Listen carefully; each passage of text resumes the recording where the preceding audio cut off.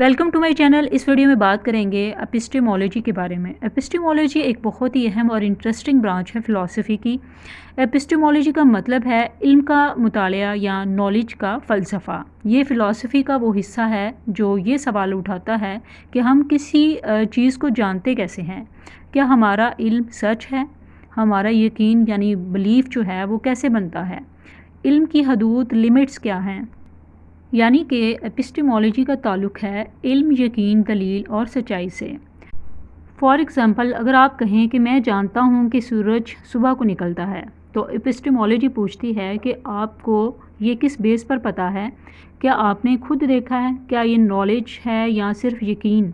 क्या आपने इसको लॉजिक या तजर्बे से समझा है? एक और एग्ज़ाम्पल है, फॉर एग्ज़ाम्पल एक बच्चा कहता है कि मैं जानता हूँ कि जिन होते हैं। तो एपिस्टेमोलॉजी पूछती है कि ये यकीन है या इल्म?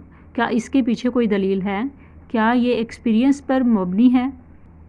इसी तरह एक एग्ज़ाम्पल है कि मैं जानता हूँ कि अल्लाह है। तो एपिस्टेमोलॉजी पूछेगी कि ये इल्म आपने कैसे हासिल किया? कुरान से, तजर्बे से या अक़ल से?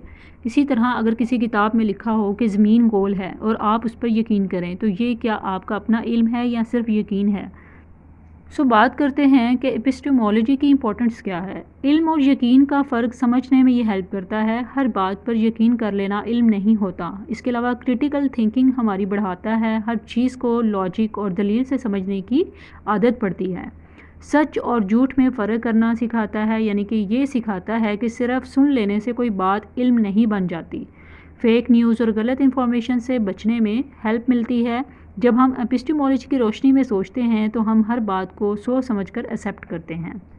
एपिस्टेमोलॉजी के यूजेस की बात करें तो एजुकेशन में इसका क्या यूज़ है। हम बच्चों को सिर्फ याद करवाना नहीं सिखाते, बल्कि ये समझना कि इल्म कैसे हासिल होता है।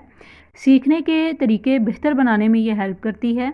इसके अलावा साइंस और रिसर्च की बात करें, जब साइंटिस्ट कोई नया आइडिया प्रूव करता है तो एपिस्टेमोलॉजी पूछती है क्या ये सबूत के साथ है। सिर्फ मान लेना नहीं, साबित करना ज़रूरी होता है।